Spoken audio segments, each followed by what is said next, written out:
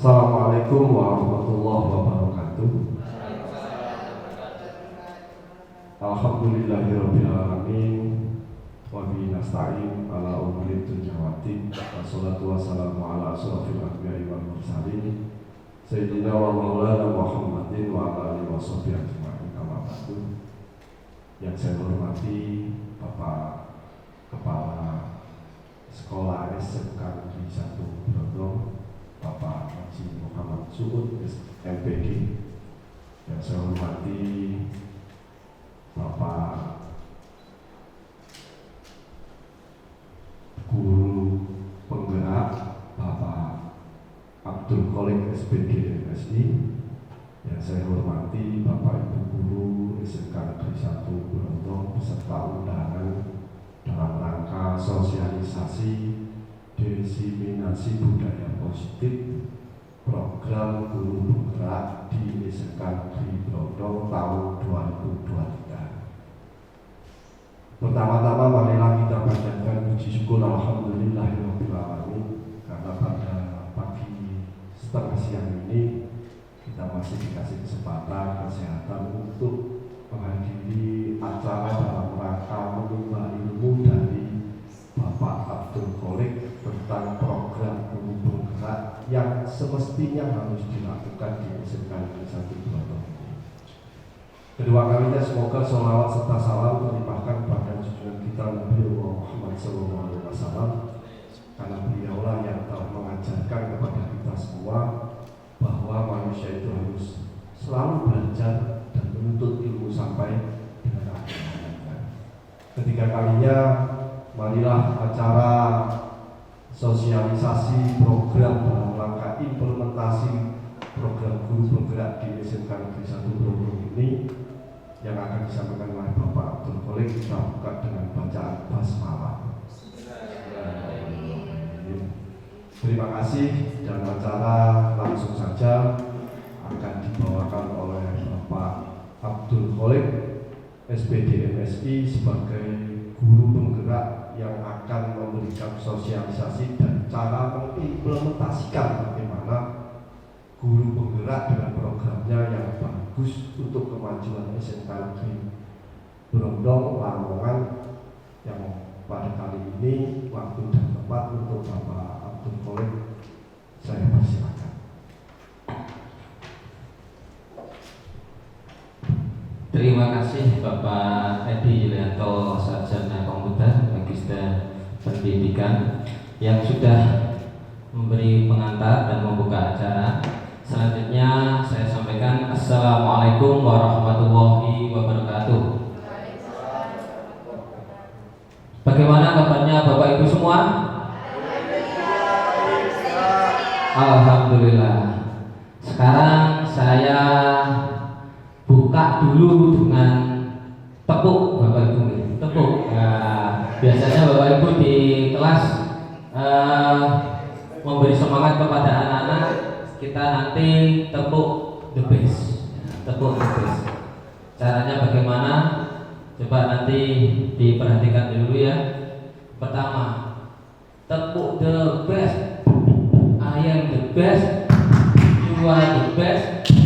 We are the best. Yes, itu aja. Ya. Oke, Bapak Ibu, siap ya? Ayo, siap. 1, 2, 3. Tepuk the best. I am the best. You are the best. We are the best. Yes. Ya. Terima kasih Bapak Ibu semua yang sudah hadir pada kesempatan pagi hari ini dalam rangka diseminasi budaya positif yang diselenggarakan oleh program Guru Penggerak ya di SMK Negeri 1 Brondong, khususnya kepada guru dan tenaga kependidikan SMK Negeri 1 Brondong yang akan disampaikan oleh saya sendiri, yaitu Bapak Abdul Malik, calon guru penggerak angkatan 7 kelas 70 Lamongan. Oke. Selanjutnya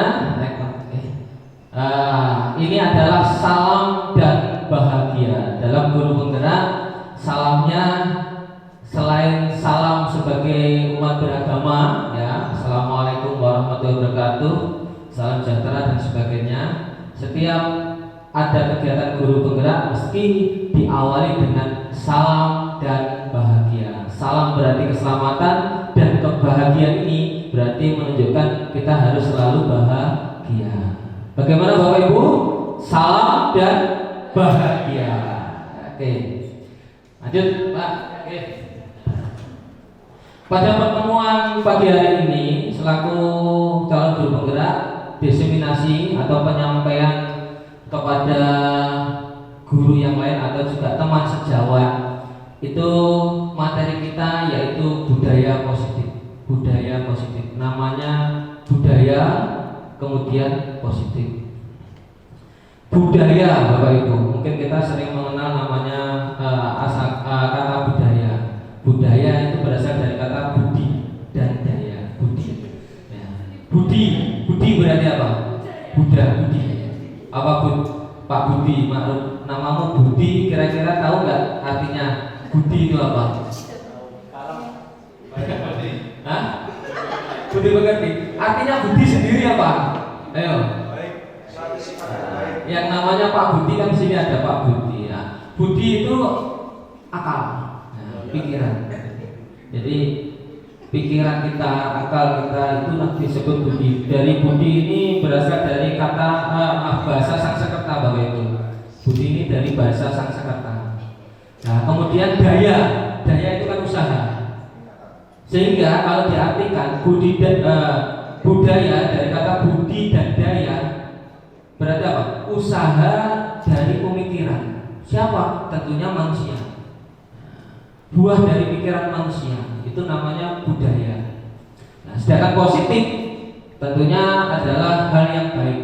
Ini positif. Nah, modul ini dikembangkan oleh Bapak Andri Nur Cahyani, Bu Diah Syamsiati Rajasa, dan Ibu Murti Ayu Wijayanti dalam budaya positif program guru penggerak ini. Lanjut Pak. Sekarang Bapak Ibu kan guru ya, guru. Setiap hari bertemu dengan murid-muridnya, setiap hari berada di kelas mengajar. Sekarang kira-kira dari pertanyaan pemantik ini, jenengan setuju apa tidak? Yang pertama, langsung dijawab saja ya nanti ya. Hukuman dapat mendisiplinkan anak, kira-kira setuju apa enggak?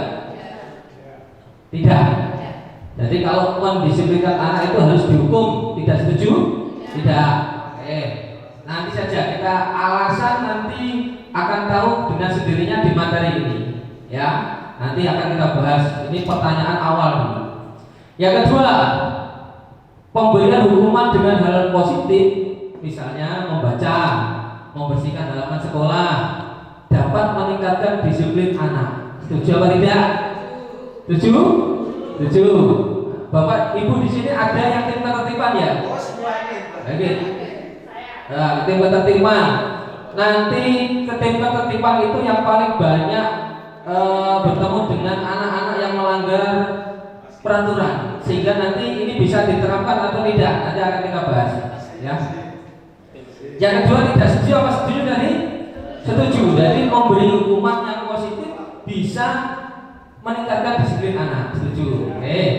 Yang ketiga sekarang, memberi penghargaan dapat meningkatkan motivasi belajar anak. Setuju? Setuju? Oke.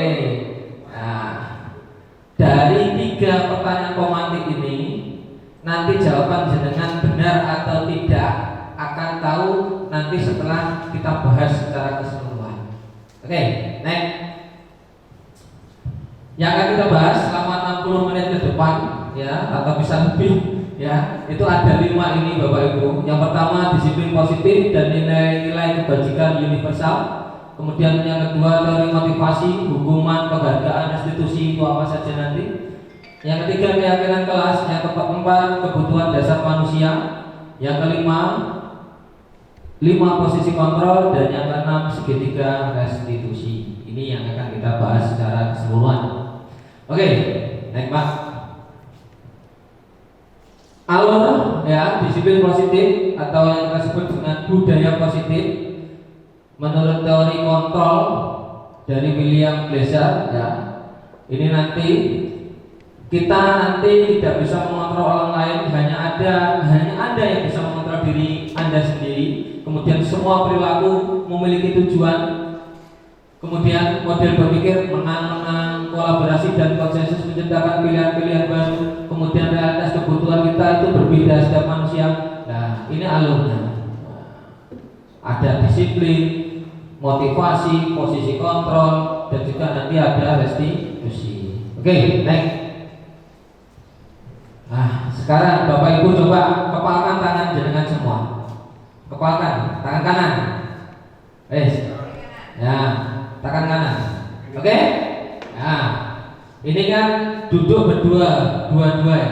Coba posisikan Anda yang sebelah kanan ini A, yang sebelah kiri B. Jadi ini A, ini B, ini A, ini B, ya. Sekarang coba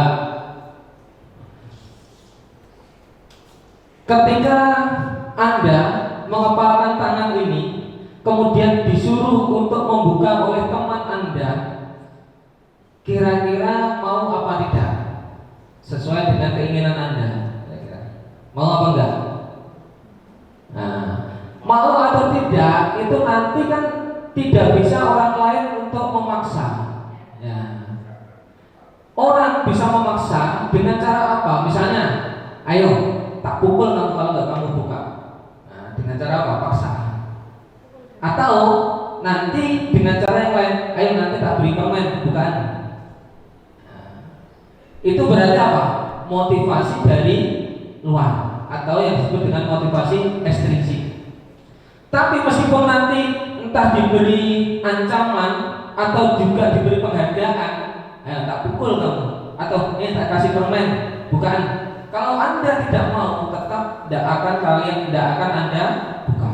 Nah, ini yang disebut dengan posisi kontrol. Posisi kontrol. Nah, ini teman Anda akan mencoba dengan sekuat tenaga, dengan berbagai cara untuk meminta Anda memberikan benda tersebut yang jenengan genggam, ya.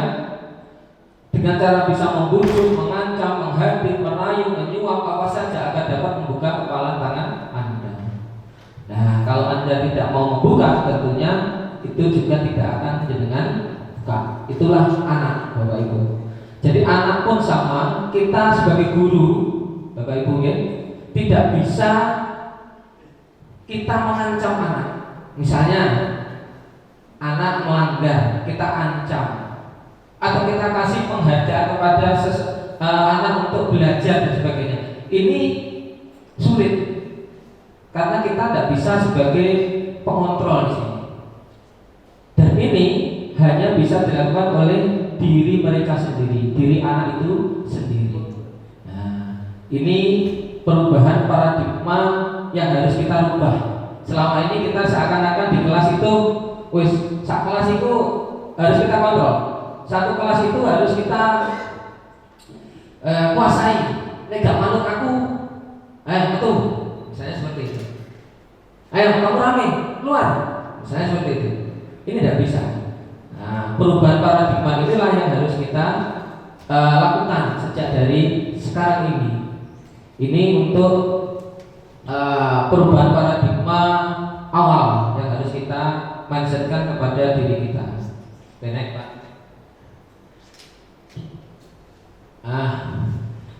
Inilah yang saya sampaikan tadi, ya, perubahan paradigma teori kontrol atau ilusi kontrol.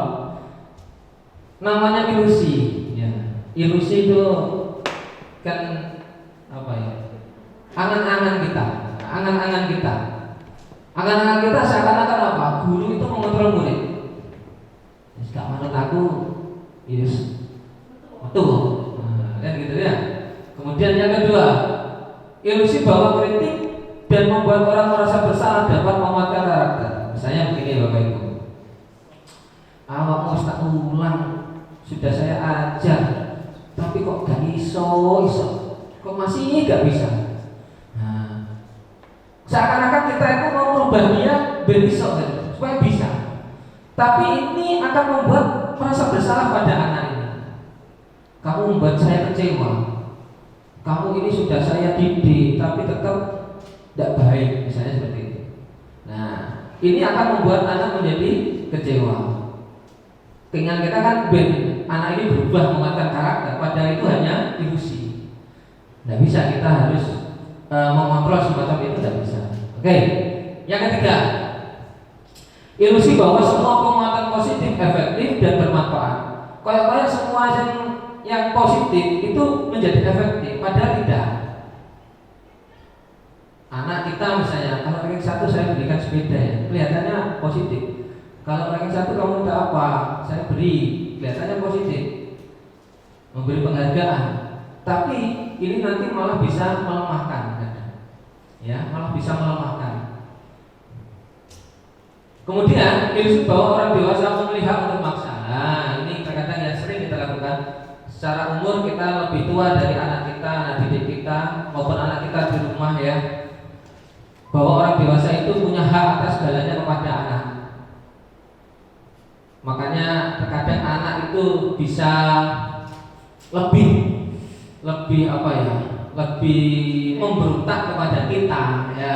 Lebih memberontak kepada kita itu karena hal ini terkadang kita seakan-akan punya kuasa atas segalanya kepada anak-anak kita, ya, termasuk anak-anak kita di kelas. Malah kalau kita merasa berkuasa, bisa-bisa anak itu muncul keinginan untuk memberontak. Nah, ini yang akan terjadi. Oke, lanjut. Nanti akan kita tahu lebih dalam ketika kita membahas tentang segitiga restitusi nanti setelah ini. Oke, siapa sesungguhnya yang memiliki posisi kontrol? Nah, kita di kelas misalnya, siapa sesungguhnya yang punya posisi kontrol? Nah, coba kita berusaha memahami pandangan orang lain tentang dunia. Coba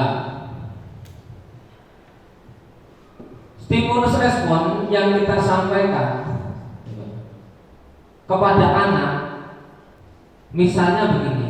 Nah, nanti kamu kalau sudah dewasa, setelah lulus, kamu ingin jadi apa? Ini adalah suatu pemberian pandangan dari kontrol kita kepada anak, tapi stimulus responnya lebih ke positif dan ini akan membawa anak kepada respon yang positif juga. Nih. Kemudian yang kedua, semua perilaku memiliki tujuan. Misalnya anak melanggar aturan, terlambat misalnya. Kadang kita langsung menjustifikasi kamu tidak baik, kamu terlambatan dan sebagainya. Semua itu punya tujuan. Terkadang anak itu terlambat karena kan ada alasannya sendiri, sehingga ada tujuan yang harus disampaikan. Sehingga kita kalau stimulus responnya begini. Nah, kalau terlambat, kira-kira apa yang terjadi? Apa akibatnya? kamu kan ketinggalan pelajaran. Kalau ketinggalan pelajaran, nanti tidak dapat ilmunya. Nah, semacam itulah yang harus kita tanamkan ketika kita memberikan respon kepada anak dalam posisi kontrol. Posisi kontrol kita kepada anak itu. Ini ya. Hanya Anda yang bisa mengontrol diri Anda. Contoh tadi, kalau kamu terlambat ya kamu harus bangun lebih pagi, kamu harus sholat subuh dulu, lalu berangkat lebih pagi, sarapan di rumah sehingga tidak terlambat, atau bangun kalau malam tidak usah begadang dan sebagainya. Jadi ini bisa mengontrol diri anak itu sendiri untuk apa? Untuk mengontrol dirinya sendiri itu. Oke, next Pak. Sekarang kita bicara tentang disiplin. Disiplin, Bapak Ibu. Kita sering menggunakan kata disiplin ini dalam kehidupan kita, dalam pembelajaran, semuanya ini kita artikan kadang disiplin itu pokoknya taat peraturan, kan seperti itu. Sedangkan peraturan itu tidak selamanya benar, kadang harus dilihat dari keyakinannya peraturan itu. Coba, asal kata disiplin dari kata disiplina, dari bahasa Latin atau Yunani ya, yang artinya itu belajar. Konotasi disiplin ya, ini untuk menggali potensi ya, menuju sebuah tujuan apa yang dia hargai. Coba. Namun dalam budaya kita, makna disiplin telah berubah menjadi sesuatu yang dilakukan seorang pada orang lain untuk mendapatkan kepatuhan. Makanya ada peraturan itu kan untuk mematuhkan seseorang. Nah, itulah kita sering mengartikan disiplin seperti itu, sehingga nantinya efeknya bisa negatif nanti kalau hanya ingin kepatuhan ya, ingin kepatuhan. Kecenderungan umum adalah menghubungkan kata disiplin dengan ketidaknyamanan, bukan dengan apa yang kita hargai atau pencapaian suatu tujuan mulia. Kalau ada anak kita yang melanggar, itu pasti ada rasa tidak nyaman. Makanya muncul kata disiplin seperti itu. Kita terlambat bekerja, muncul tidak nyaman. Kita melanggar sesuatu, muncul tidak nyaman. Itulah efek kita menyamakan dengan kata disiplin. Padahal disiplin itu artinya apa? Belajar. Disiplin itu belajar. Oke. Ya. Nilai-nilai kebajikan universal. Setiap perilaku manusia itu pasti ada nilai yang ditunjukkan. Namanya nilai-nilai yang universal berarti diakui secara umum. Ya, diakui secara umum, tidak berdasarkan tempat, tidak berdasarkan waktu, dimanapun berada itu bernilai sama. Itu namanya nilai-nilai universal. Ya. Contoh, Bapak Ibu ya. Kalau ada orang mencuri, coba mencuri dimanapun berada, entah itu di Indonesia, di Arab Saudi, di Eropa, kira-kira orang mengatakan nilainya benar atau salah? Itu salah. Baik itu di sini, di Eropa, di Amerika, di Arab, mencuri itu nilainya tetap salah, kan seperti itu. Itulah yang dimaksud nilai-nilai universal. Sedangkan membantu, menolong orang misalnya, itu dimanapun berada nilainya juga sama, yaitu benar atau kebaikan. Jadi nilai-nilai ini bersifat umum, universal, semuanya ada. Dimanapun berada sama. Ini nilai universal. Nah, misalnya yang kita pelajari dalam kurikulum yang sekarang yaitu profil pelajar Pancasila, itu ada nilai-nilai kebajikan, yaitu ada 6: beriman dan bertakwa kepada Tuhan Yang Maha Esa dan berakhlak mulia, kemudian mandiri, bernalar kritis, berkebinekaan global, bergotong royong dan juga kreatif. Ini adalah nilai-nilai kebajikan universal yang ada dan umum terjadi dan sekarang diterapkan dalam kurikulum Merdeka ini, yaitu ada penguatan profil pelajar Pancasila. Oke, ini untuk nilai-nilai kebajikan universal. Nekat. Sekarang Bapak Ibu kayaknya agak ngantuk ya. Oke. Sekarang kita tolong dibagi itu belakang itu. Bapak beri apa itu?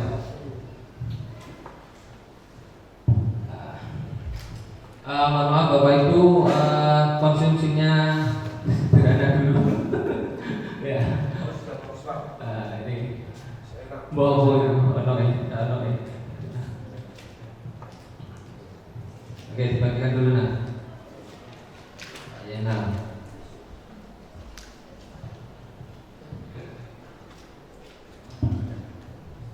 Setelah ini kita ice breaking dulu ya Bapak Ibu, ice breaking sebelum kita lanjutkan ke materi selanjutnya, yaitu teori motivasi perilaku manusia. Oke, sebentar, bagikan dulu. Setelah ini kita ice breaking.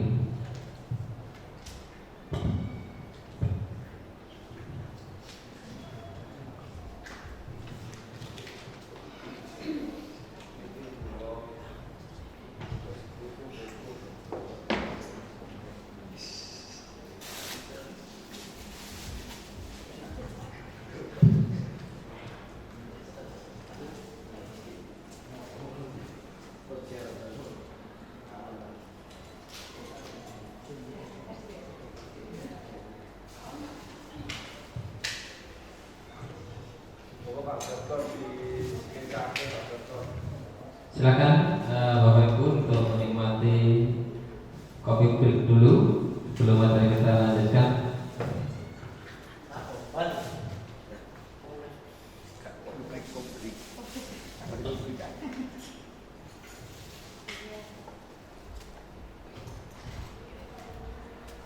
Oke, silakan Bapak Ibu. Setelah ini kita ice breaking untuk menyegarkan suasana. Kita nanti akan bermain seperti anak TK ya, anak TK, tidak apa-apa ya, kayak anak TK untuk menyegarkan suasana pagi hari ini. Nah, silakan dinikmati dulu. Bapak Ibu, nanti ice breakingnya seperti ini sambil menikmati coffee break ya. Kalau nanti saya bilang gajah itu kan besar ya. Nah, tangannya begini. Oke ya. Oke, saya latih. Kecantikan. Oke. 1, 2, 3. Gajah besar. Sambil ngomong, sambil tangannya. Jadi antara ucapan dengan gerakan sama ya. Oke, 1, 2, 3. Gajah. Oke. Sekarang kalau semut bilangnya kecil. Oke. Semut. Oke. Semut. Gajah. Oke. Kalau ular panjang. Oke. 1, 2, 3. Ular panjang. Ular panjang. Gajah. Semut. Oke. Kalau cacing itu pendek. Nah, pendek begini. Oke? Cacing. Ular. Gajah. Semut. Gampang. Nah, sekarang kita dibalik. Kalau saya bilang gajah, ya, jawabnya kecil, tapi tangannya. Oke? Nah, 1, 2, 3. Gajah. Ada yang kecil, gitu. Oke, konsentrasi ya. Gajah. Gajah. Setelah ini semut. Semut bilangnya besar, tapi tangannya begini. Oke? 1, 2, 3. Semut besar. Gajah. Semut besar. Gajah.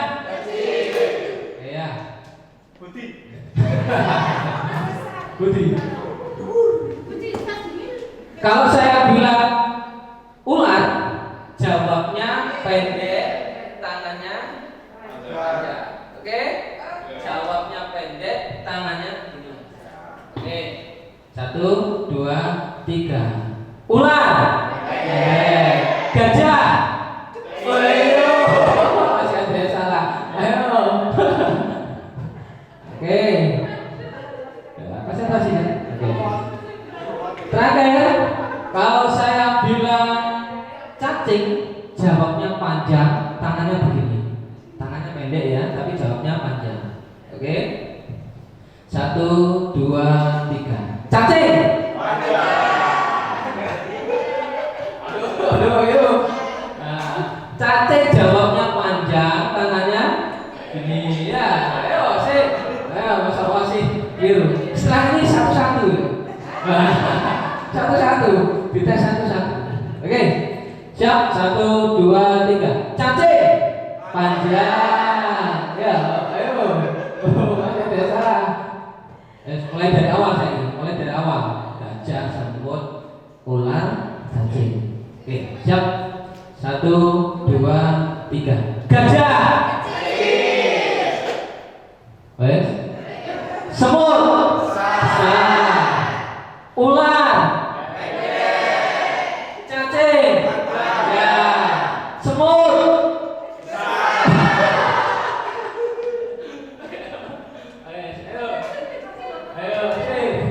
Oke, tes satu-satu ya. Satu-satu ya. Oke, siap. Saya dimulai dari awal sih. Dimulai dari awal, setelah ini tes satu-satu. Nah, siap ya. 1, 2, 3. Semut. Cacing. Gajah. Ular. Oke, sip. Satu-satu. Mulai dari sini. Oke. Nah, siap ya? Melatih konsentrasi. Nah, jawabannya spontan. Nih, telat mikirin, lemot, berarti salah. Ya. Oke. Langsung set. Ya. Siap. 1, 2, 3. Semut. Masih, coba dulu. Enggak usah ikut. Satu-satu. Sini. Dulang. Satu-satu. Nanti kira-kira bisa konsentrasi semua apa enggak ini ya? Nah, urut. Nah, gitu. Spiral. Oke, siap. 1, 2, 3. Gajah. Oke. Diambilkan gede. Kecil. Tapi ke saya tidak mau. Tapi kan spontan. Nah. Oke, siap. Bu ya. 1, 2, 3. Ular. Salah ya. Belum benar. Bu. Kelihatannya sepele tapi ini konsentrasi. Oke, siap Bu ya. 1, 2, 3. Semut.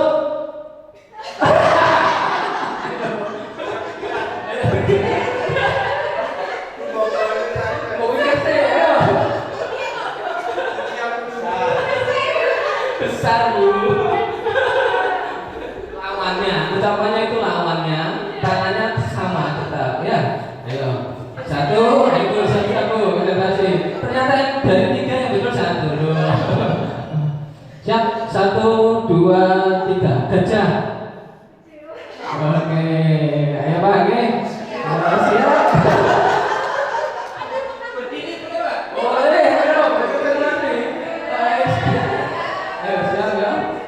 Ini berdiri 2 pertanyaan ya.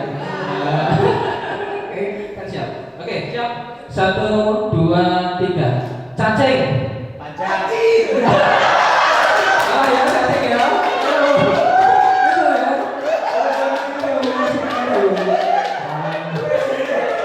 Cacing kecil.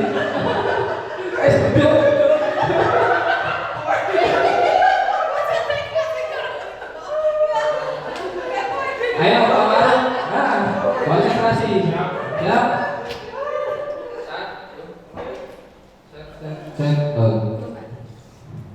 1, 2. Oke, Pak Budi. 1, 2, 3. Semut. Oke, sip. Ayo Pak Sis.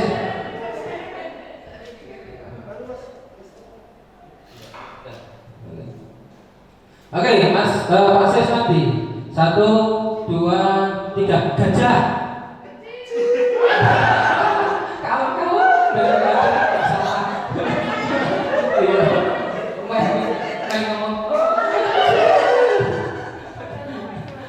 Oke.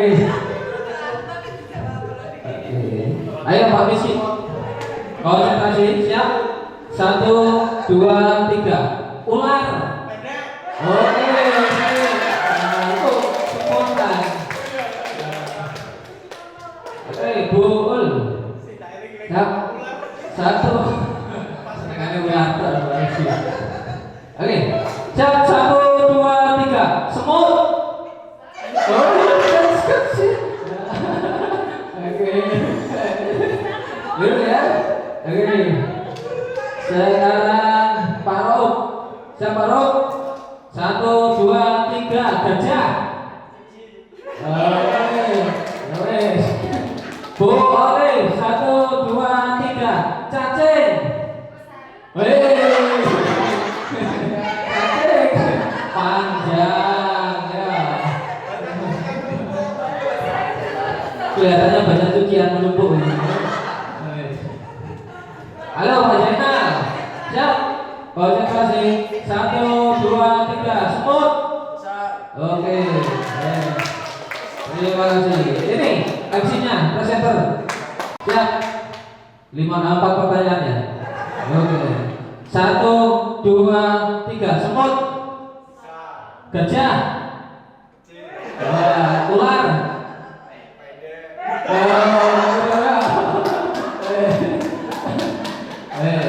Terima kasih Bapak Ibu, tepuk tangan untuk kita semua. Silakan sambil menikmati minuman ala kadarnya, snacknya. Kita lanjutkan tentang teori motivasi perilaku manusia. Inilah yang sering kita lakukan ketika kita berada di sekolah, di kelas, atau juga di rumah. Ya. Kita sering melakukan sesuatu. Ini ada beberapa motivasi. Yang pertama, hanya karena untuk menghindari hukuman. Biasanya gini, kalau saya nggak melakukan, kira-kira apalah yang terjadi? Apa akibatnya? Berarti kan tidak mau menerima hukuman. Kemudian yang kedua, kita melakukan sesuatu karena untuk meminta atau mendapatkan imbalan dari orang lain. Misalnya, apa yang akan saya dapatkan bila melakukannya? Kita bekerja misalnya. Kita bekerja untuk yang pertama, kalau saya tidak masuk, kira-kira apa ya hukumannya? Nah, kan gitu. Kena hukuman apa ya kalau saya terlambat? Nah, itu yang pertama. Sedangkan yang kedua, kalau saya masuk rajin, kira-kira saya dapat apa ya? Nah, gitu. Saya dapat apa? Saya mengajar di kelas rajin, saya dapat apa? Saya tidak terlambat, saya dapat apa? Itu yang kedua. Ya. Nah, satu dan dua ini yang disebut dengan motivasi eksternal. Artinya ada pengaruh dari luar yang membuat kita melakukan sesuatu. Oke. Kemudian yang ketiga, inilah yang disebut motivasi internal, yang itu nanti akan menimbulkan tujuan dari disiplin positif, ya, yaitu untuk menghargai diri kita sendiri. Saya akan menjadi orang yang seperti apa bila saya melakukan. Nah, kalau saya mengajar, rajin, disiplin, kira-kira saya ini nanti akan menjadi apa? Menjadi seperti apa? Inilah yang harus kita tanamkan kepada diri kita, sehingga kita melakukan sesuatu itu tanpa ada istilahnya apa ya? Boleh rai, gitu, boleh rai. Kita tidak cari muka, gitu. Cari muka itu kan bisa karena ingin memperoleh penghargaan, atau juga tidak mendapatkan hukuman, kan gitu. Cari muka. Sebagai guru yang berada di institusi yang besar semacam SMK Negeri 1 Brondong ini, tentunya ini harus kita tanamkan yang motivasi internal ini, ya, menghargai diri sendiri. Oke, baik. Ah, ini diajar Dewantara ya. Nah, kalau kita sebut sebagai bapak pendidikan karena memang filosofi Bapak Ki Hajar Dewantara itu sangat-sangat relevan terhadap kehidupan kita dan juga pendidikan di Indonesia saat ini. Nah, Bapak Ki Hajar Dewantara itu mengartikan merdeka ya. Ini tidak hanya terlepas dari perintah, tetapi juga cakap memerintah diri sendiri. Ini. Makanya ketika mohon maaf ini semuanya nanti ketika apa ini? Puasa itu kan yang paling berat adalah apa? Puasa itu yang paling berat adalah menahan hawa nafsu, menahan diri sendiri. Itulah yang sulit. Dan merdeka itu menurut Ki Hajar Dewantara ya hampir sama dengan apa yang ada dalam Islam itu sendiri. Ya, tidak hanya terlepas dari perintah, tapi bisa memerintah diri sendiri. Nah, ini. Oke, lanjut. Nah, sekarang apa itu restitusi? Restitusi ini proses menciptakan kondisi bagi murid untuk memperbaiki kesalahan, sehingga mereka bisa kembali pada kelompok mereka dengan karakter yang lebih kuat. Nah, tujuan restitusi semacam ini kalau saya artikan berupa kata-kata ini mungkin sulit nanti. Langsung aja nanti, langsung naik Pak, supaya nanti akan tahu apa itu restitusi. Restitusi itu tingkatan tertinggi setelah konsekuensi, dan di bawah konsekuensi itu hukuman. Jadi tingkatannya itu begini Bapak Ibu. Ketika kita melakukan proses kontrol itu ada hukuman, kemudian di atasnya itu konsekuensi, di atasnya lagi ada restitusi. Contoh, ketika ada anak yang terlambat, siswa yang terlambat, kita suruh untuk push up misalnya, push up itu bentuk dari apa?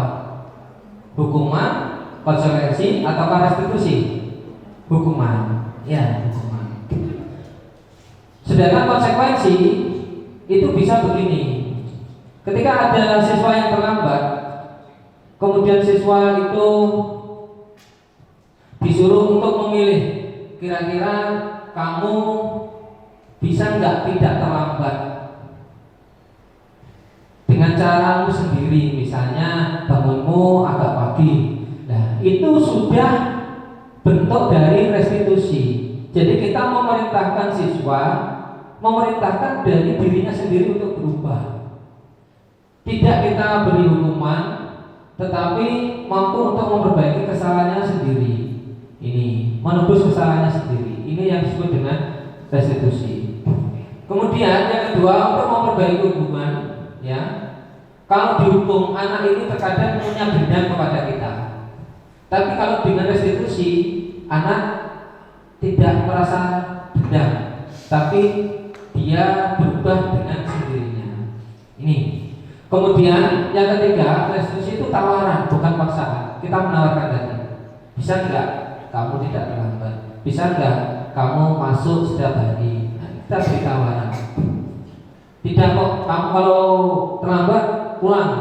Kalau kamu enggak masuk, nanti kamu saya keluarkan. Nah, tidak seperti itu. Ya, ya. Bayar uang. Yang keempat, restitusi itu menuntut untuk melihat ke dalam diri.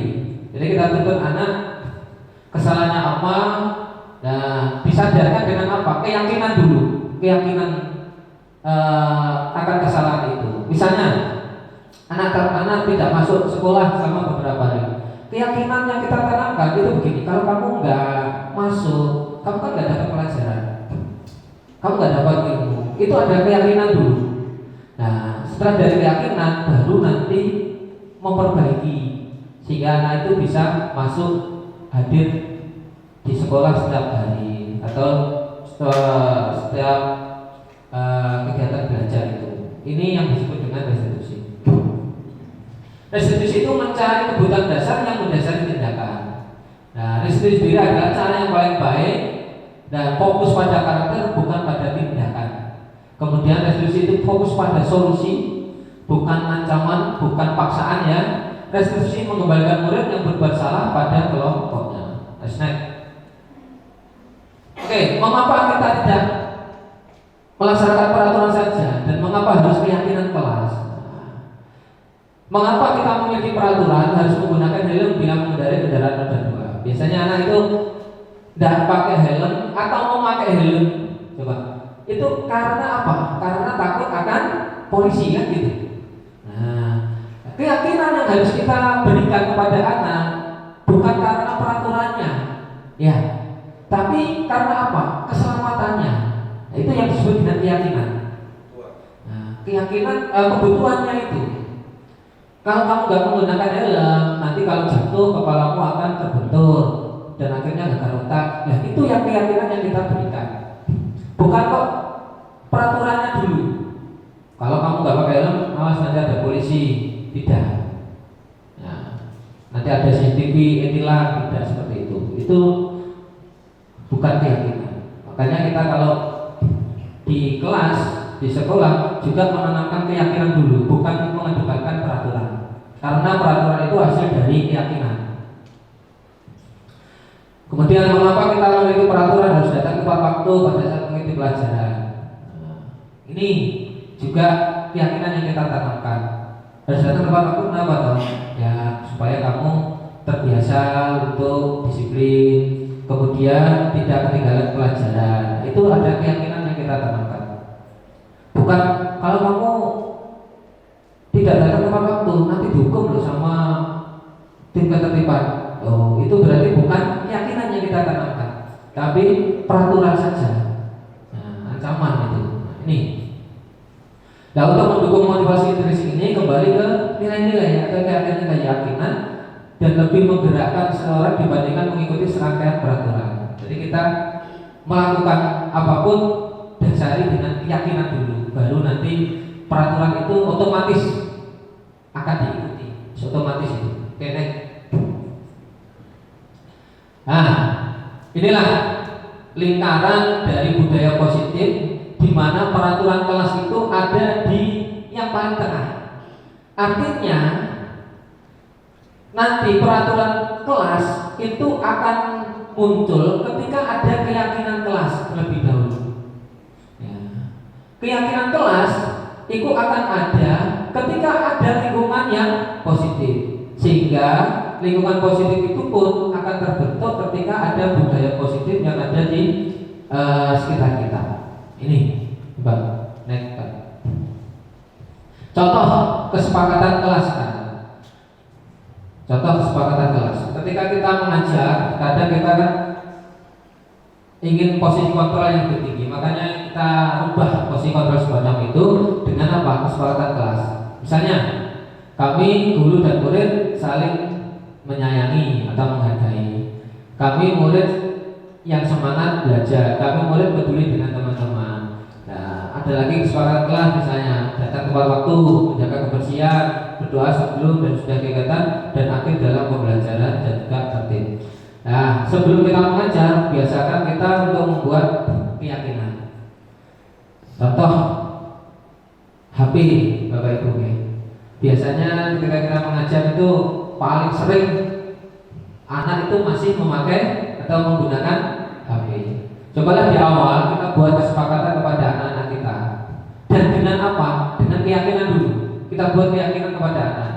Nah, kalau saya mengajar nanti, kalau kamu masih menggunakan HP, tentunya kamu tidak bisa konsentrasi. Jadi kita tanamkan keyakinan semacam itu dulu. Dia bisa konsentrasi, sehingga apa yang saya sampaikan nanti nggak bisa kamu pahami. Nah, oleh karena itu HP-nya nanti kita kesepakatan ya. Bagaimana? Kalau bisa anak yang memunculkan kesepakatan itu, apa itu? Kalau begitu HP-nya dikumpulkan ya, Bapak, ya Bu ya. Ya, anak bisa mengumpulkan HP itu. Nah, ini kalau bisa seperti itu. Saya sudah mempraktekkan itu di anak BB 10 DPB itu ketika saya mengajar, langsung dikumpulkan di depan. Karena sejak awal saya buat kesepakatan. Untuk kelas lain mungkin masih sulit. Gitu kan. Bisa tapi tidak kok dimasuk di depan sini, tapi di lokernya masing-masing. Nah, kalau sudah ada kesepakatan berarti semua harus mematuhi ini. Nah, mematuhi dari kesepakatan kelas itu. Makanya ini kita tanamkan di awal untuk kesepakatan. Tapi dimulai dari apa tadi Bapak Ibu? Keyakinan dulu. Kasih keyakinan dulu. Kasih pengertian yang baik. Oke, next Pak. Masuk next. Ya. Coba ini nanti yang bisa kita bedakan antara peraturan dan keyakinan kelas Bapak Ibu. Ya. Ketika ada peraturan kembalikan buku pada tempatnya, ini keyakinan kelasnya adalah apa? Tanggung jawab. Ya, seperti itu. Jadi kita membuat peraturan berdasarkan keyakinan kelas dulu. Kemudian ketika ada peraturan dilarang mengganggu orang lain, ini keyakinan kelasnya adalah menghormati orang lain. Oke. Selanjutnya hadir 15 menit sebelum pelajaran dimulai. Ini keyakinan kelasnya adalah menghormati orang lain dan juga berkomitmen. Sebenarnya banyak lagi peraturan dan juga keyakinan kelas yang bisa kita lakukan. Oke. Pak,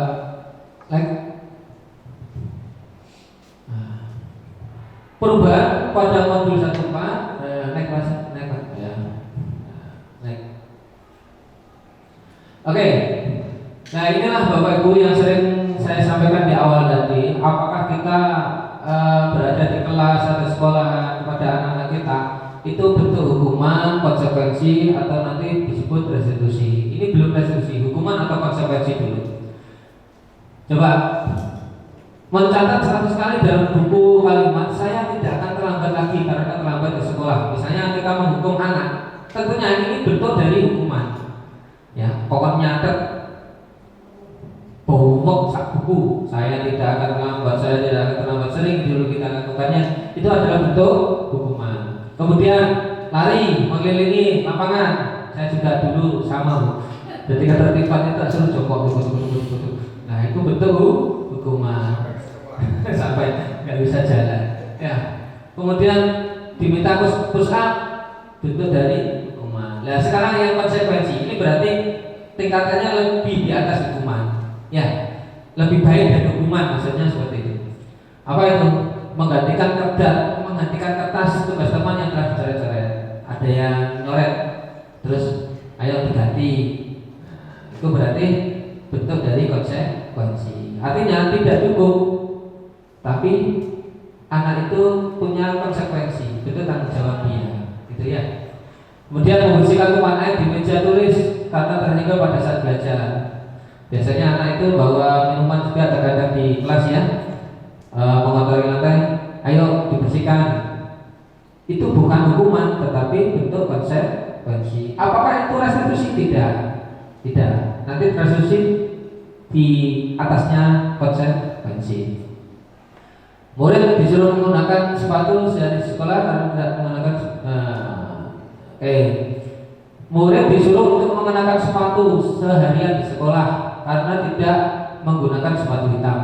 Jadi disuruh copot sepatunya gitu maksudnya. Ya, itu bentuk hukuman.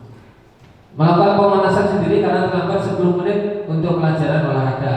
Nah, ayo kamu terlambat ya, pelajaran olahraga ini. Itu berarti bentuk konsekuensi. Tapi kalau kita bukan guru olahraga misalnya, ayo kamu terlambat lari putar 10 kali, itu hukuman atau konsekuensi? Hukuman. Nah, gitu ya. Oke, naik Pak. Bedanya hukuman dan konsekuensi. Nah, ini intinya hukuman itu bersifat negatif, Bapak Ibu. Intinya di sini. Kalau hukuman itu negatif. Kalau konsekuensi itu netral Pak istilahnya. Netral. Nah, tengah-tengah. Nah, sedangkan nanti restitusi itu ke positifnya. Wes naik Pak. Nah, ini. Jadi hukuman itu bersifat negatif, Bapak Ibu ya. Konsekuensi itu berupa netral dan restitusi sifat positif. Nah, kalau penjelasannya hukuman itu menyakitkan, tidak nyaman, korban mendapatkan tidak mendapatkan keadilannya, murid anak tersakiti, perilaku pasif agresif meningkat. Jadi ini karena hukuman ini terkadang anak itu tidak kok tambah jeda Bapak Ibu, biasanya tambah berontak, tambah bandel, nah gitu. Nah, sistem tidak berjalan, Bila murid tidak ikut, tidak takut, kadang tak wedi tambah melunjak, tambah jadi, ya. Berlaku hanya sebuah institusi berlanjut pada kehidupan nyata. Akhirnya itu terbawa ke kehidupan sehari-hari dia. Dan peraturannya adalah kamu harus, ngomong itu berarti hukuman. Dan itu malah membuat anak membenci peraturan. Itu hukuman. Sedangkan konsekuensi suatu yang harus terjadi tidak nyaman untuk murid dalam jangka waktu yang pendek. Kokon kesii tumpahan air tadi kan nggak nyaman, tapi dalam jangka waktu yang pendek saja.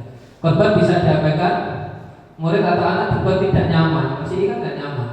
Penguatan yang bertahan dalam jangka waktu yang pendek, memerlukan monitoring supervisi terus-menerus dahulu, membantu menerapkan mengikuti peraturan dalam masyarakat, dan apa peraturannya mampu atau tidak, dan murid menghormati peraturan. Artinya bersifat netral tengah-tengah. Sedangkan restitusi pilihan, anak disuruh memilih. Contoh tadi, ketika anak terlambat, ya memperbaikinya dari dirinya sendiri. Menguatkan murid dalam jangka waktu yang panjang, diberikan keyakinan dan korban mendapatkan ganti, mendapatkan penguatan, masalah terpecahkan. Murid belajar bertanggung jawab, fokus pada pemecahan masalah. Apa yang kamu yakini, apa yang bisa kamu lakukan, dan murid akan menghormati dirinya dan orang lain. Ini yang sering terjadi pada diri kita, ya. Kepada anak-anak kita lebih banyak mengedepankan hukuman daripada proses restitusi. Makanya kalau saya belajar di sekolah ini kepada Pak Edi Julianto kadang, Pak Edi ini sang motivator ada kepada anak. Ini kalau saya, jadi anak ini bisa menjadi baik karena proses restitusi, bukan karena hukuman, bukan karena hukuman. Oke, lanjut Pak Edi. Nah, sekarang kebutuhan dasar manusia ada kasih sayang, senang, kebebasan, penguasaan. Setiap manusia pasti punya kebutuhan dasar semacam ini. Anak juga sama, ya. Anak juga sama punya kebutuhan dasar semacam ini. Nah, kalau kasih sayang itu apa? Naik Pak. Ya, kasih sayang bisa diterima, ya, keintiman, keanggotaan, keterhubungan hubungan. Kalau bertahan hidup, keselamatan, kesehatan, dan sebagainya. Oke. Nah, sekarang Bapak Ibu kita identifikasi, ya. Misalnya, Ibu guru bilang, aku tidak boleh bersenandung waktu mengerjakan tugas. Katanya kelas harus tenang, tidak ada suara. Padahal aku kan suka senang. Aku kan suka dan senang bernyanyi. Kira-kira kebutuhan apa Bapak Ibu? Kesenangan? Kita ada pilihan, kan? Kalau tadi coba di apa? Nah, coba di sini ada 5 kebutuhan Bapak Ibu. Bertahan hidup, misalnya keselamatan, keamanan, kesehatan, memiliki keturunan. Cinta kasih, keintiman, keanggotaan, keterhubungan, hubungan. Kesenangan, hiburan, gembira, tawa, belajar. Penguasaan, kontrol, prestasi, kompetisi, pengaruh. Kebebasan, kemerdekaan, mobilitas, pilihan, kreativitas. Lanjut Pak. Nah, kalau di sini yang contoh pertama, aku gak boleh nyanyi, padahal aku senang nyanyi. Berarti kebutuhan apa yang tidak dia dapat? Kebebasan, kan? Jadi tidak diberi pilihan. Nah, kemudian ibu guru tidak menyapa aku, padahal aku pakai jepit rambut baru. Apa kira-kira? Kasih sayang. Dia nggak diberi perhatian, gitu ya. Aku bosan, masa belajar gini-gini tak. Mama ibu guru tak. Kira-kira apa? Kebutuhan apa? Apa tadi? Hiburan? Bosan?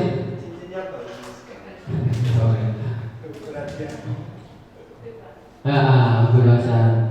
Ya, aku sebel dong, aku tidak rapi, malah ibu guru nunjukin ke teman-temanku di depan kelas. Oh, tidak nyamanan? Apa berarti? Oke. Coba naik. Apa Bu? Kira-kira? Sebel, gambarku elek kok malah didorong wong. Penguasa. Maksudnya dia tidak mampu kok malah didorong penguasa. Oke, lanjut. Ini contoh kasus. Wah, sudah tidak usah saya bahas ini. Oke. Lanjut, next. Sekarang 5 posisi kontrol, Bapak Ibu. Posisi kontrol ini ada 5 ya. Kita di kelas atau di rumah atau di masyarakat terkadang punya posisi kontrol. Dari 5 posisi kontrol yaitu pertama, Bapak Ibu ya, penghukum, pembuat orang merasa bersalah, kemudian menjadi teman, pemantau dan manajer. Semuanya itu maksudnya harus kita kuasai Bapak Ibu. Tetapi alangkah baiknya kalau kita sebagai posisi kontrol sebagai manajer, tidak sebagai penghukum. Nah, karena menghukum Pak, tapi menggali dengan lembut dan dengan tidak membentak-bentak loh Pak ya. Tapi kenyataannya masih seperti itu terus. Nah, apa yang kita harus lakukan supaya anak didik kita ini bisa lebih baik lagi, bisa menyadari bahwa itu adalah suatu yang salah. Apa yang harus kami lakukan Pak? Dan apakah yang telah kita lakukan selama ini menurut teori tersebut salah Pak? Mohon penjelasannya. Terima kasih. Assalamualaikum warahmatullahi wabarakatuh. Sementara untuk Bu Isti, saya tampilkan Bu, ya, semacam bagaimana restitusi kepada anak ya.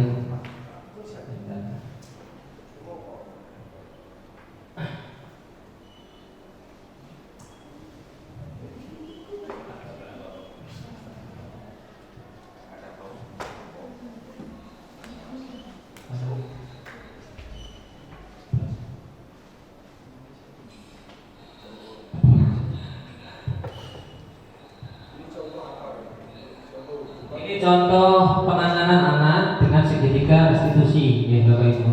Ada suaranya tidak seberapa.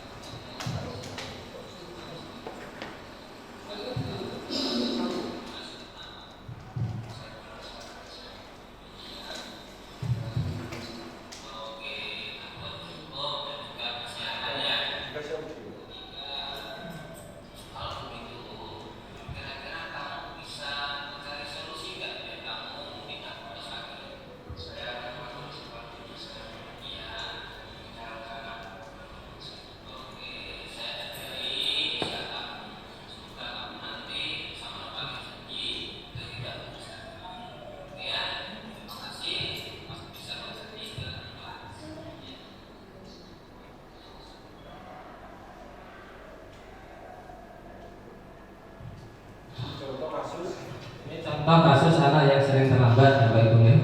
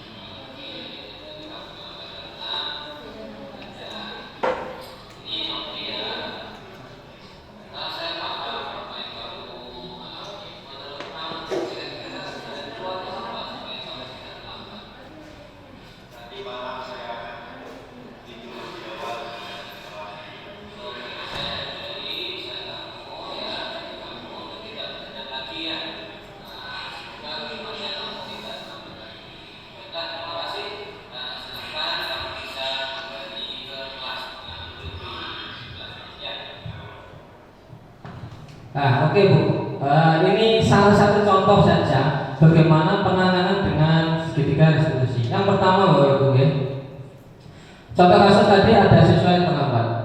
Kita buat semacam agar anak ini tidak merasa bersalah dengan cara bagaimana? Misalnya begini, setiap orang itu pasti punya kesalahan dan itu lumrah terjadi. Nah, misalnya kita buat perkataan semacam itu, sehingga setelah itu baru kita tanyakan kepada siswa tersebut alasannya, kenapa kamu kok sering terlambat, gitu ya.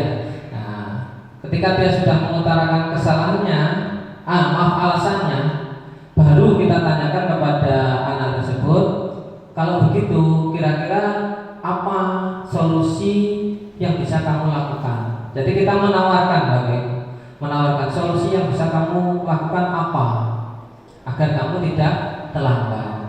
Nah, mungkin dari situ dia akan mengutarakan, saya kalau malam itu sering begadang Pak, makanya saya terlambat. Setelah itu saya nanti pulangnya kalau malam tak tidur agak awal, saya begitu. Dan itu harus siswa sendiri yang mengungkapkan.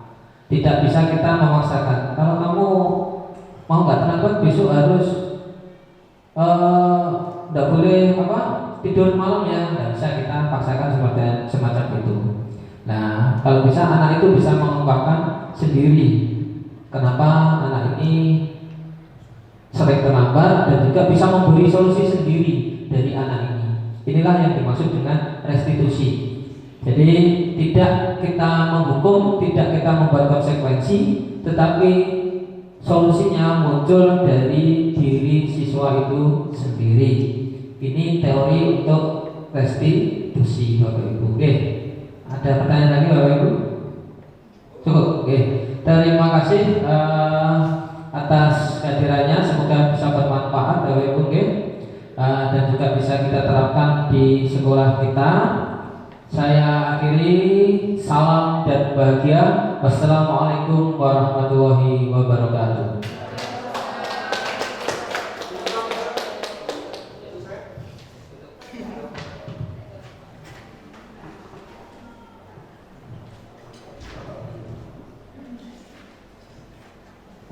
Alhamdulillahirrahmanirrahim.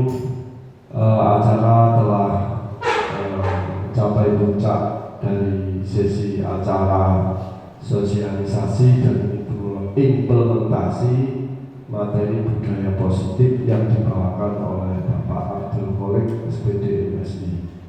Apabila saya sebagai pembawa acara dalam kegiatan kali ini dari awal sampai akhir, apabila ada kata-kata yang kurang berkenan, saya mohon maaf sebesar-besarnya. Marilah kita tutup acara pada pagi setengah siang ini dengan bacaan alhamdulillah. Terima kasih untuk saya akhiri. Wallahu muwaffiq ila aqwamit thoriq. Assalamualaikum warahmatullahi wabarakatuh.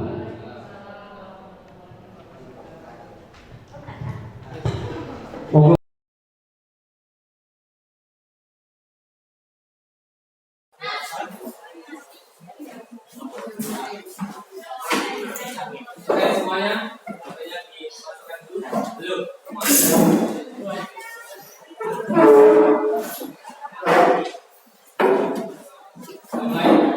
Assalamualaikum warahmatullahi wabarakatuh. Waalaikumsalam warahmatullahi wabarakatuh. Soal yang itu doa. Doa mulai.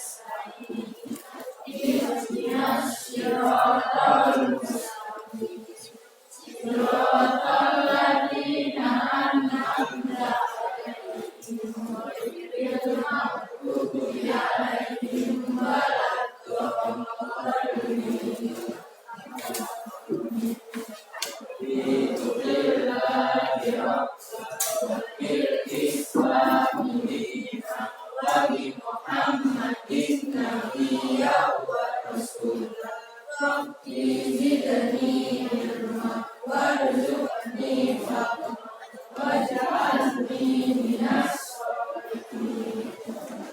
hari ini Senin, kamu mana masuk? Sudah nggak masuk? Lanjut dulu ya.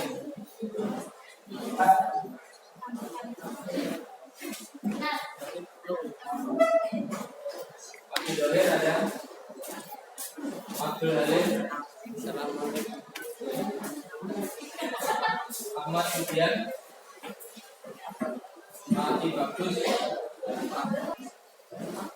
Baik, hari ini kita akan membuat kesepakatan kelas, ya, kesepakatan kelas yang nanti kita sepakati bersama satu kelas. Lebih dahulu saya sampaikan, ketika pembelajaran berlangsung baik itu oleh saya maupun guru-guru yang lain, kalian harus memahami bahwa ketika kalian belajar di kelas dengan cara aktif dan juga memperhatikan, insya Allah ilmu yang akan kalian dapatkan juga akan bermanfaat. Itu yang harus kalian yakini, ya. Saya contohkan, misalnya ada anak yang tidak masuk sekolah dengan kalian yang masuk sekolah, ya. Kira-kira kalau saya ngomong A, kalian dengar. Dengan anak yang tidak masuk, saya ngomong A, dia dengar atau tidak? Tidak dengar. Berarti ilmunya saya bilang A tadi, kamu tahu dan kamu bisa memanfaatkan ilmu tersebut. Meskipun itu hanya sedikit. Kalau kasarnya mlebu, tenan, metu, itu paling tidak A sampai Z itu buah nyantol jini, buah nyantol kone, itu saya mlebu, masih masuk ilmunya. Tapi bagi yang tidak masuk sama sekali, nggak ada di sekolah. Ketika ada guru ngomong A sampai Z kan otomatis dia tidak dapat apa-apa. Nah, itu yang harus kalian yakini. Ya, di kelas ini kalian meskipun misalnya kok sampai tidak mendengarkan, paling tidak ada 1 atau 2 hal yang kalian dapatkan selama 1 hari itu di sekolah. Ya, makanya kalian diharapkan untuk selalu aktif dalam belajar. Dalam arti apa? Masuknya juga harus aktif.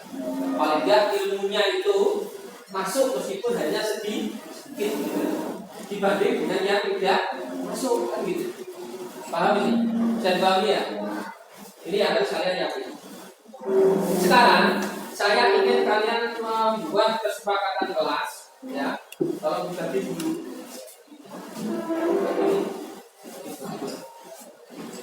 Bagi satu-satu semua. Nanti tidak perlu ditulis nama. Ya, tidak usah dikasih nama. Kalian nanti setelah mendapatkan kertas ini tulis, ya, keinginan kalian berkaitan dengan keyakinan di kelas ini, ya. Kurang.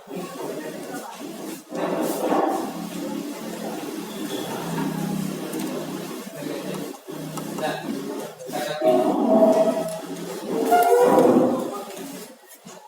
ini nih, kalau yang satu bangku ini dibagi 2. Yang kurang dibagi 2 aja. Nah, gitu. Ini ya. 2.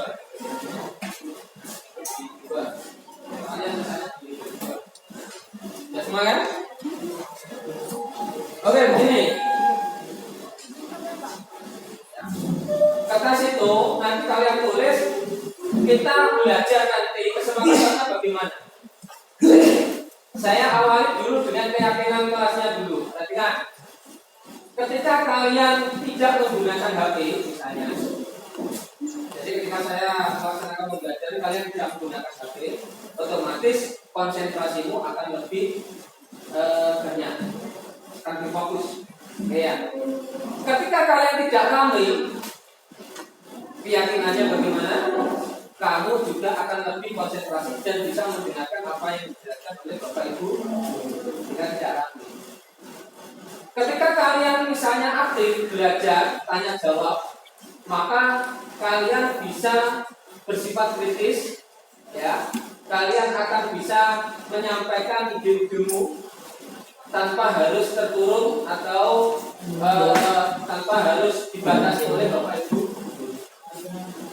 Itu salah satu beberapa contoh keyakinan dan nanti bisa menjadi kesepakatan. Nah, sekarang tuliskan terserah kalian kesepakatan ketika kalian melaksanakan pembelajaran dengan saya. Misalnya tidak menggunakan HP, misalnya lagi tidak rame, misalnya lagi apa tadi ada tanya jawab, misalnya lagi Pak boleh santai, sebagainya bebas. Ya, itu hanya contoh. Oke, silakan ditulis. Saya kasih waktu sekitar 3 menit untuk menulis apa yang kamu inginkan selama pembelajaran dengan saya. Ya, kesepakatan kelas antara saya dan kalian semua. Segera ya.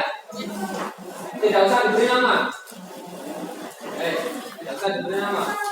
Silakan tulis saja. Pengenmu ya opo? Pengen kamu bagaimana? Misalnya, kan? Pak, boleh jujur Pak. Oh, itu sekarang mau itu. Tapi kira-kira untuk keyakinannya pantas nggak gitu? Nah, gitu. Ya. Pak, boleh makan. Oh, tulis nggak apa-apa. Tapi nanti kira-kira sepakat nggak satu kelas ini dengan apa yang kamu sampaikan? Gitu. Silakan. Nah, tulis saja. Tulis dulu, tulis. Nanti akan kita bahas itu. Nah, tulisan yang enak bagaimana? Ya, boleh 2, boleh 3, boleh 1. Silakan. Silakan. Tulisan.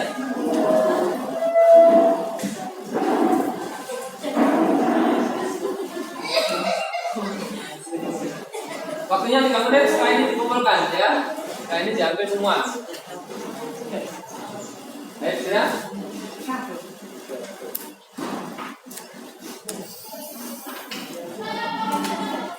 Tanpa nama, sehingga saya tidak tahu siapa yang nulis itu.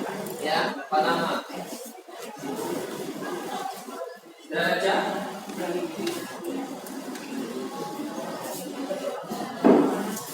Oke, kalau sudah, saya suruh dokter diri. Ya. Boleh 1, boleh 2, boleh 3. Pengen apa kita boleh.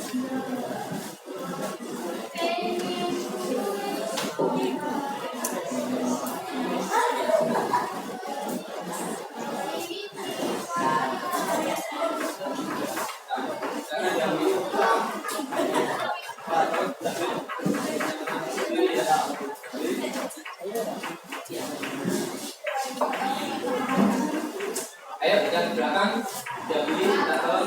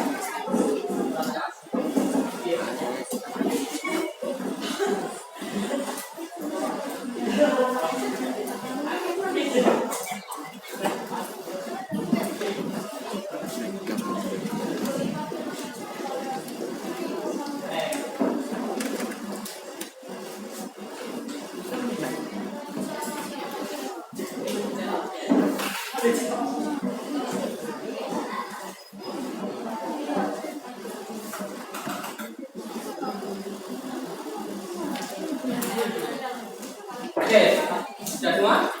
Yang belakang, jadi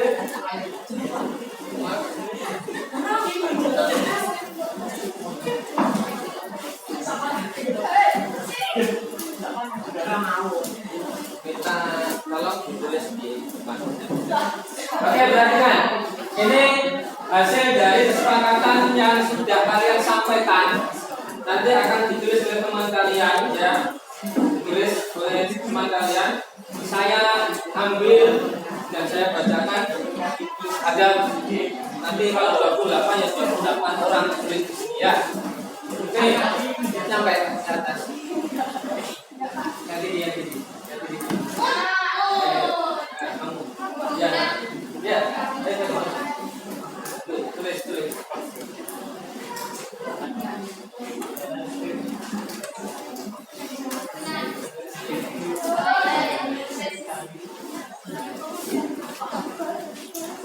Oke, tulis. Boleh pakai HP. Langsung pakai HP gitu aja. Santai, santai. Udah, ini satu orang. Santai. Tidak ada PR. Kita bangun enggak? Tidak ada PR.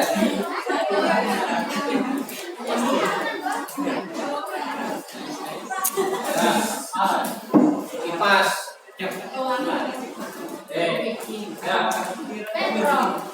Sama kipas, ada kipas. Oke, sekarang yang kedua. Enjoy. Yang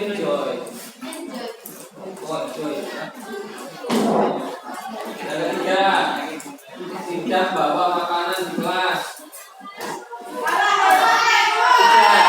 Tidak bawa makanan di kelas.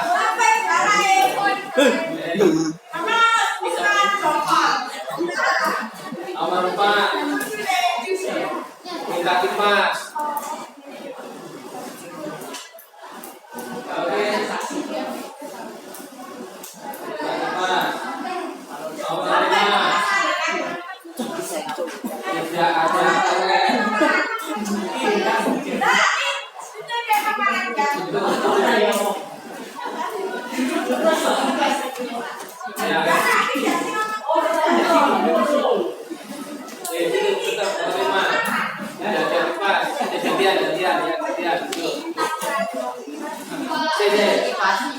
Yang 5, tidak ada PR, tambah kipas.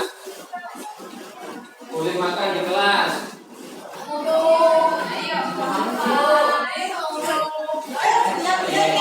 Nanti kita lihat keyakinannya ya. Keyakinan nanti kita lihat. Tidak semuanya harus dituruti nanti.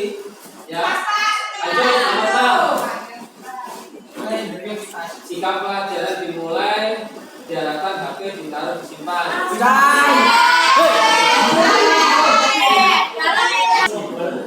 Oke, lanjutnya kedua.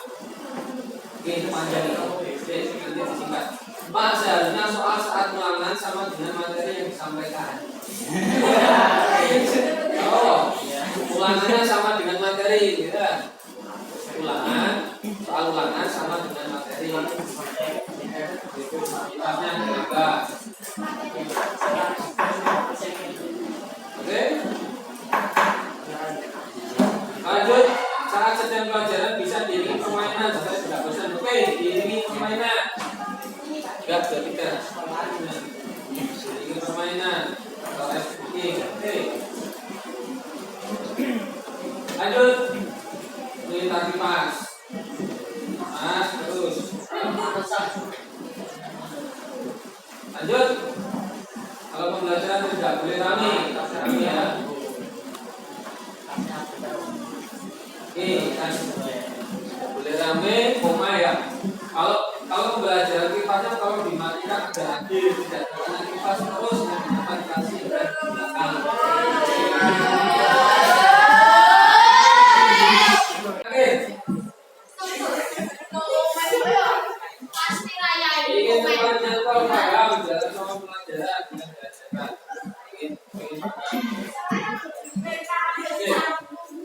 Oke, sekarang kesepakatan kita,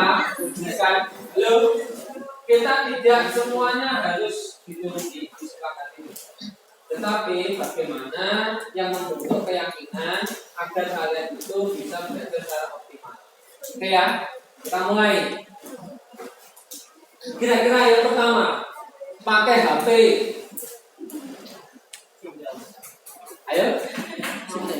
Boleh apa enggak?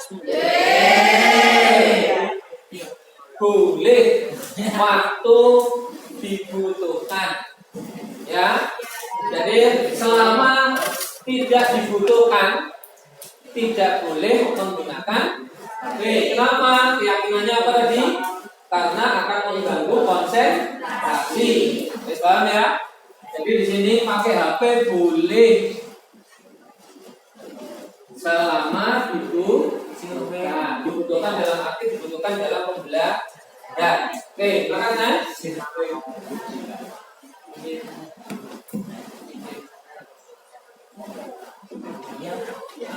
Santai, oke santai. Yang penting jangan sampai stres. Ojo sampai belajar itu gadai stres. Santai dalam arti kalian serius tapi yo ada santainya. Itu ya. Orang kenceng terus. Ya. Oke. Nah, rangkum.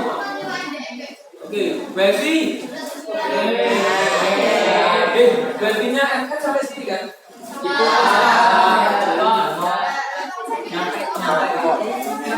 nyampe situ ya? Yo, tetek karena babynya masih terbatas hanya di lab dan beberapa tempat saja. Semua jurusan mendapatkan satu happy dari PKF, PMDP, semuanya ada satu happy di masing-masing labnya. Tanya ke Mas Lena supaya nanti nggak tahu kok. Ya, atau nanti saya suruh tulisan tadinya ya. Biasanya ada login, ada password. Loginnya pakai siswa atau guru pakai guru. Nama jobnya bisa guru. Nanti kalau buka ya kemarin seperti itu. Nanti saya tempel di webnya, oke? Oke, tapi ya, tidak di kelas. Sementara belum ada lagi di kelas. Lagi di kelas, esok pelajaran itu KR dan terus. Oke, kipas, tak boleh main HP, tak rame, jangan kasih PR, kipas ada refreshing. Oke, saya akan sediakan nanti setiap pembelajaran refreshing. Bahwa itu jogetan, bahwa itu untuk refreshing. Oke ya. Ada kuis, berarti ada kuis pertanyaan. Oke, sepakat saya untuk ngetes kemampuan pemahaman kalian. Oke, nggak boleh rame, boleh santai, tidak rame, ramai HP biasa. Santai, tidak rame, tidak boleh. Oh, ya, tidak boleh makan benar. Nah, tidak boleh makan, tapi kan boleh makan. Nah, tidak ada tugas, oke PR tadi ya. Ulangan persis dengan materi. Nah, ini berarti kemarin ulangannya tidak persis dengan materi ya. Perhatikan materi kita kemarin waktu semester hasil ya. Satu tentang apa? Sinkronis ya. Kalau kok nggak tahu nih? Ada loh. Ada. Mungkin pertanyaannya, Pak, kok nggak persis sinkronis ada tidak gitu kan? Ya saya kasih contoh atau kasus biasanya. Ya, ini disebut sinkronis atau sinkronis atau apa gitu. Ya. Kemudian tentang dasar sejarah ada apa namanya? Sumber sejarah. Itu kan juga itu sudah saja kan loh. Yang kedua sekarang yaitu tentang kehidupan awal manusia di Indonesia. Ini yang prasejarah itu. Bedanya sejarah dengan prasejarah itu dalam hal apa? Mari. Sejarah dengan prasejarah itu bedanya apa? Tulisan. Ya. Sehingga saya sudah saya ajarkan. Tapi kemungkinan kelas ini kalau saya membuat soal kan kalau ulangan semester itu satu soal itu kan untuk semua kelas. Itu semua jurusan. Ya, semua jurusan baik TPKMB, BTKM dan sebagainya. Itu satu soal semua. Artinya soalnya sama semua jurusan. Nah, kemungkinan besar sudah saya ajarkan di kelas lain, tapi belum saya ajarkan di kelas ini. Kenapa? Bisa jadi karena waktu ketika saya mengajar ada yang dibolong. pasti sudah saya berikan jumlah seperti itu. Nah, makanya saya buat soal pun saya tetap aturannya yang materi itu, tapi betul soalnya kita rubah loh. Orang kok pakai sing persis kayak buku kan ya tidak. Itu loh maksud saya. Ya tentu saya rubah kata-katanya dan sebagainya ya kamu yang tetap temanya seperti itu, tapi materi bentuk soalnya saya rubah. Oke ya. Jadi permainan, oke SBK nanti ada kipas, tidak boleh rapi, tidak boleh. Jadi kesimpulannya apa? 1. Ayo, kesimpulannya nih. Kipas, oke. Kipasnya baru 1, nanti saya sampaikan. Tambah 5 ya. Ya. Tadi yang usul di atas itu semua. Tidak kipas boleh. Ya. Ya kipas. Nah, kalau kipas itu tidak kaitannya dengan pembelajaran ya. Kaitannya dengan fasilitas kelas. Oke, nggak masuk di kipas. Masuk Bapak. Iya, maksudnya tidak kaitannya dengan pembelajaran, tapi kaitannya fasilitas sehingga kaliannya nyaman, itu loh maksudnya. Kalau pembelajaran saya dengan kamu, maksud aku kan mengatur kipas kan enggak, itu loh maksudnya. Nah, yang pertama apa? Tidak menggunakan HP atau boleh menggunakan HP selama untuk pembelajaran. Yang kedua, tidak boleh apa? Tidak boleh rame. Kemudian apa mana? Jangan ada PR. Apalagi yang lain sudah semua. Tidak boleh rame, tidak boleh ada HP, tidak boleh makan, tidak boleh ada PR. Selanjutnya, tidak boleh telat dulunya. Oke, siap. Apalagi? Jadi kesimpulannya ada 5. Tidak ada PR ya, sudah ya. Diiringi permainan santai. Jadi kalau disimpulkan ada 7. Tidak boleh menggunakan HP atau boleh menggunakan HP waktu pembelajaran. Tidak boleh rame. Tidak boleh makan. Tidak ada PR ya. Kemudian santai. Diiringi permainan. Oke, siap. Dan dulu tidak boleh. Saya tidak bisa. Oke, siap. Kamu sudah tidak boleh salah. Ya. Oke. Oke. Kalau hanya satu yang bersuara yang ada sepakat, jadi satu itu tidak ada suaranya, artinya harus mengikuti suara kesepakatan. Oke, sekarang kita SBK sejenak. Ya. Kemarin dulu sudah saya sampaikan, coba memakai apa ini namanya tangan untuk apa? Senam otak. Tahu senam otak? Coba ini semua. Kita laksanakan. Coba semuanya. Tangan kanan, tangan kiri. Tangan kanan pakai kelingking atau tangan kiri pakai jempol. Semuanya sekarang kita mulai nanti berubah. Harus berbeda tangannya. 1, 2, 3. 1. Oke, sudah bisa.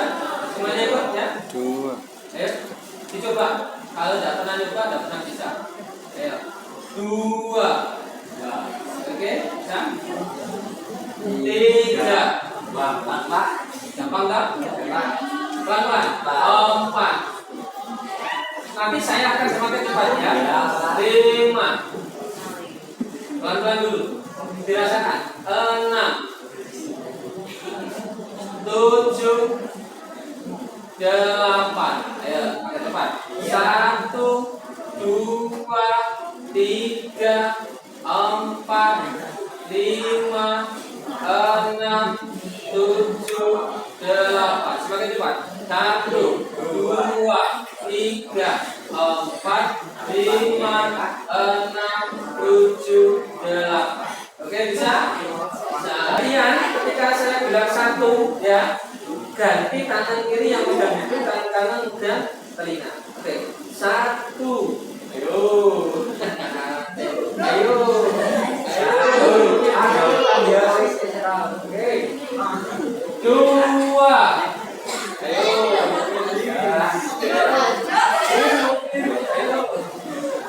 Oke. 3.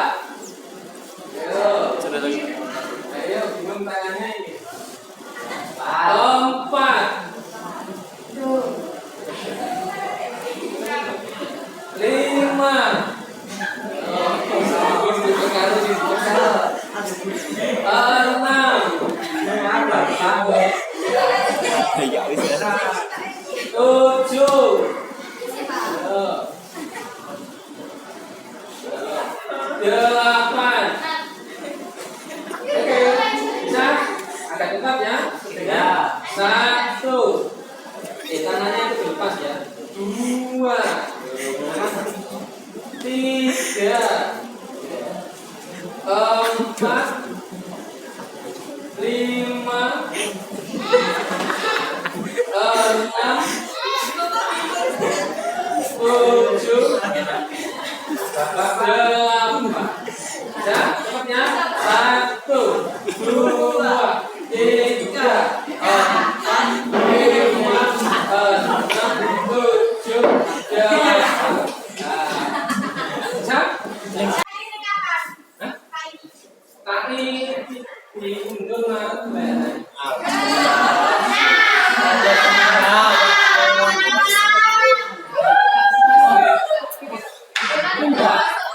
puasanya tanggal 24 kalau kayaknya kita tambah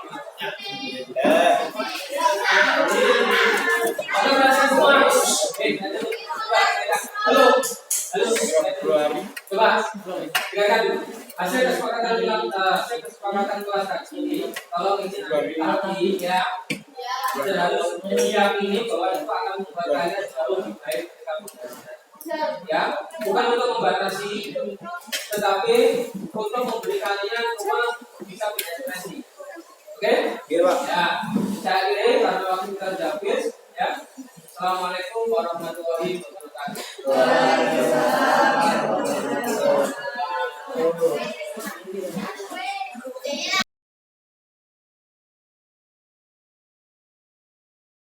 Wabarakatuh. Perkenalkan, nama saya Sudarto ST, guru SMKN 1 Merondong. Budaya positif dan keyakinan kelas yang telah dilakukan oleh Bapak Abdul Qolik sangat menginspirasi saya untuk menerapkan di kelas dan menjadikan saya lebih bersemangat dalam menanamkan budaya positif di dalam kelas. Sukses selalu Pak Qolik. Assalamualaikum warahmatullahi wabarakatuh.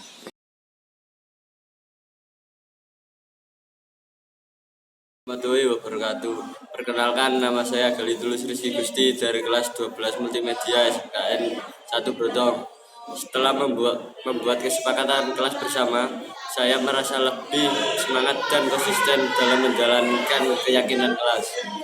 Bersama Pak Abdul Qolik, saya bisa menggali nilai positif dalam diri saya.